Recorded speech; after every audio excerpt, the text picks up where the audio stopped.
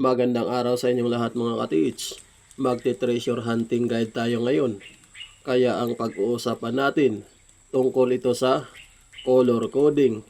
Mahalaga talaga ito mga ka-teach dahil ang bawat kulay na nilagay o kaya ginawa ng mga Japanese Imperial Army bilang palatandaan sa pagtago ng mga kayamanan sa lugar. Mayroong kahulugan. Yan ang sabi sa akin ng mentor kong Hapon. At nandito naman yung ginawa kong halimbawa para masundan ninyo ang mga sasabihin ko.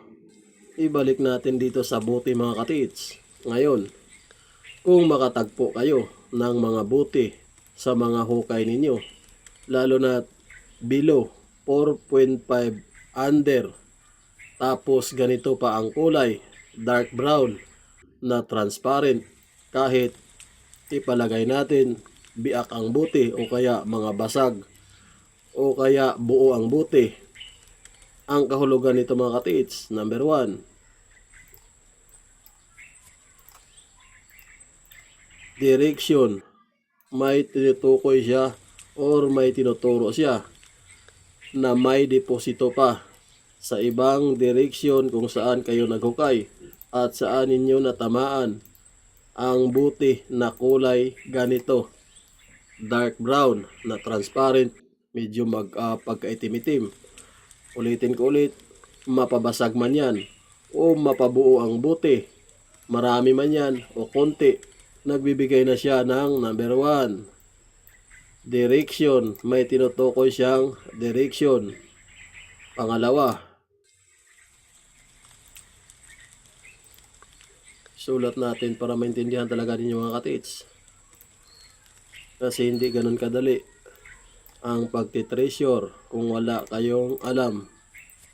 Tapos na tayo sa direction. Pangalawa, dahil nakuha na ninyo ang direksyon na tinutukoy niya, bearing line degree. May sinasabi siyang bearing line degree kung saan ang ganitong kulay kailangan mong pumunta sa saan na yung number to?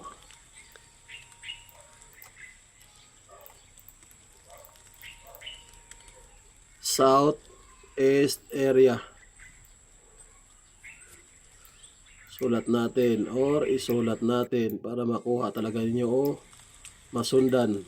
Ayan, number 1, ulitin ko ulit. Direction. May direction siya, paroroonan. O kaya nagbibigay pa siya ng ibang target sa lugar dahil may tinutukoy siyang direksyon. Dahil, ulitin ko ulit, nakuha ninyo ang buti na kulay dark brown, transparent, basag man o buo. Kaya nagbibigay siya ng iba pang target sa lugar. At ang tinutukoy niyang direksyon na bearing line na sundan ninyo, southeast. Number 3, dahil nakuha na ninyo ang southeast, ito yung turo sa akin ng mentor ko mga katits. Mahalaga talaga ang kaalaman pagdating sa pagtitreasure hunting. Number 3, 180 degree. Ayun. Una, balik natin or ibalik natin sa simula. Una, dahil nagbigay siya na nakuha ninyo ang ganitong klaseng buti sa ilalim.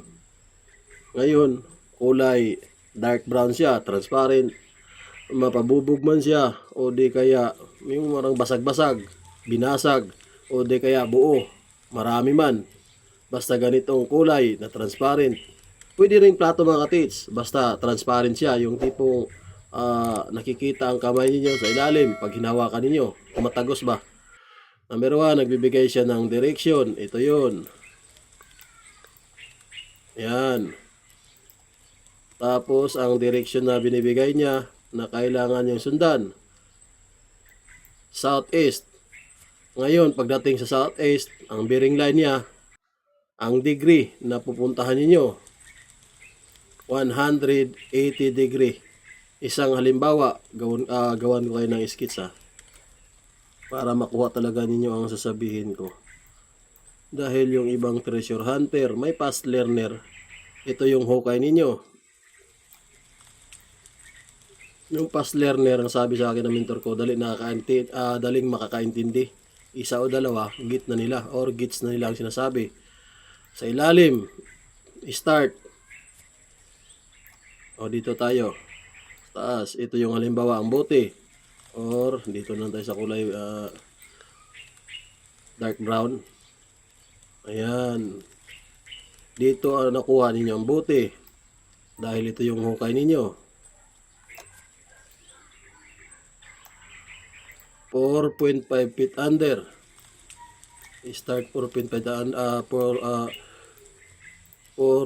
feet under deep. Sulat natin 4.5, hindi 45 feet.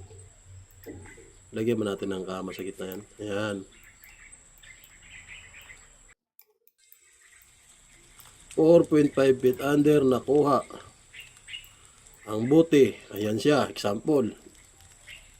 Down, pailalim, kahit umabot man kayo ng 100 feet o 150 feet.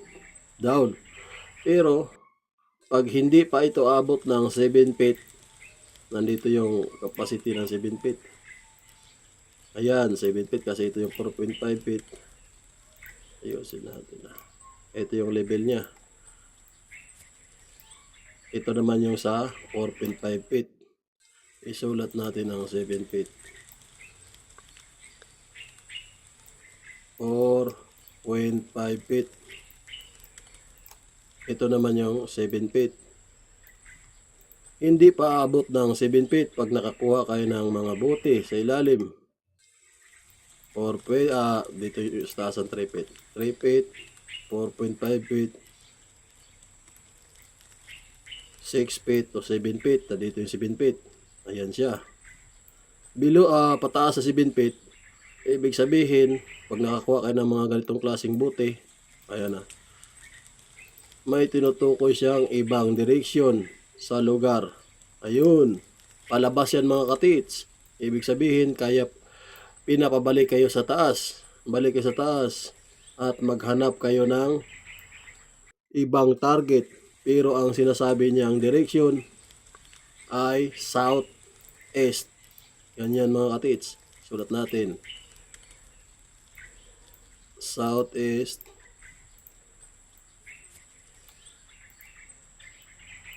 Ayan. Southeast direction ang tinutukoy niya. At 180 degree. Madalas. 100% talaga ito mga katits. Meron at merong sapa doon sa unahan na tinutukoy niya. Hindi magkalayo ng start. 20. Isulat natin. 20 meters to 50 meters. Malayo ng 50 meters. May tinuturo siyang target. Pero pagdating mo sa unahan, sa southeast area, base sa sinasabi niyang bote na dark brown, transparent, pagdating mo sa unahan, mayroon mga counter sign, marami talagang sign na sasalo sa kanya mga katits. At yun naman ang susundan mo para paghanap or para maghanap ng ibang target doon sa lugar na yun. Pero ulitin ko ulit, pag below 7 feet, below 7 feet, down ka. Papuntang ng 9, 8, pailalim. At doon mo nakukuha itong buting ito. Dahil below 7 feet na siya, below tayo tao. Ang tinutukoy niya, tanggalin naman natin. Ito naman yun sa ilalim na. Halimbawa, ito yung hukay ninyo. Yan. At dito ninyo nakuha ang buti. Yan. Or dito na sa 8 feet. Dahil ang 7 feet. Dito ang 7 feet. Yan, 7 feet yan. Yan, below 7 feet na siya. Or mas ilalim pa siya ng 7 feet. 7 feet. Sulat natin. Down. Nakuha ninyo ang buting ito. Ibig sabihin, ang tinutukoy niya, hindi sentro sa hukay ninyo ang target sa ilalim. Hindi sentro yan mga katits. naka southeast area. Isulat na yun, south east area. 180 degree pa rin ang bantayanan ninyo, kaya ang magandang gawin, gumamit ng kumpas. Kumpas talaga ito mga katits, kasi direksyon ang sinasabi niya. Makuha man ninyo ito sa taas pa, ang buting ito dito pa sa taas, bago mag 7 feet, kumpas ang gamitin papunta doon sa direksyon na tinutukoy niya, 180 degree southeast. Maghanap ng ibang side sa unahan kung dyan man papunta ang southeast. Pero pag below na, sa ilalim na ng 7 feet, nakuha ang sign na ito, ibig sabihin kumpas pa rin ang gamitin. Puntiryahin ang southeast area. Halimbawa dito ang southeast, bantayan ang side ng hukay ninyong southeast, dahil may tinutukoy siyang object. Pwedeng entrada ng tunnel, deposito, pwedeng ganon mga katiits. At maganda ang counter sign niyang makukuha ninyo sa ilalim pagdating sa southeast area.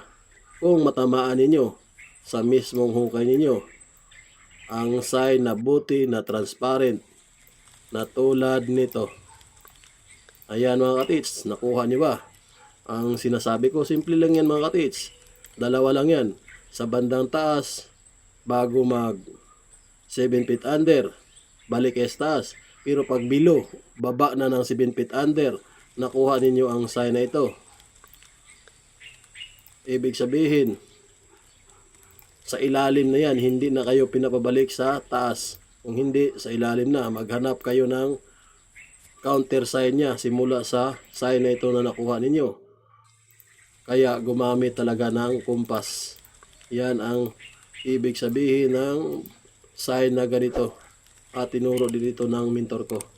Okay, sa pagtatapos dito sa simple lecture and guide natin, sana may makuha kayo or may nakuha kayong mga simpleng idea para may apply sa mga area ninyo. At marami pa ito mga tits, isa-isahin natin ito, ulitin ko ulit. Maraming salamat and God bless sa inyong lahat. Thank you mga katits.